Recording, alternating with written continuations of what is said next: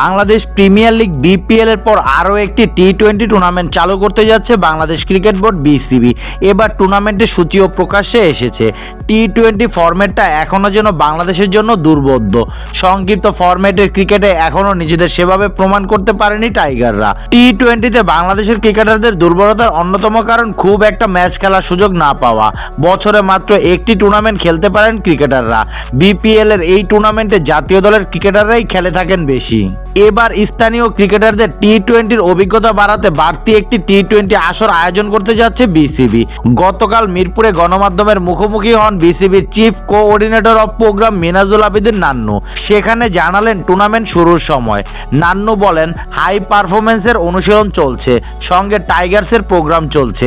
এটার সঙ্গে কিছু কাজ করছি এনসিএল জাতীয় লিগ নিয়ে। এনসিএল এর টি-20 হবে ডিসেম্বরের 5 থেকে 17 তারিখ পর্যন্ত। এগুলো নিয়ে কাজ চলছে। 8 দলের এই আসরে প্রতি দল একে অপরের সঙ্গে একটি করে ম্যাচ খেলতে পারবে। সেই হিসেবে প্রতি দল মোট 60টি করে ম্যাচ পাচ্ছে। ফাইনালিস্ট 2 দল পাবে 8 ম্যাচ। টুর্নামেন্টটি হবে মোট 29 ম্যাচের।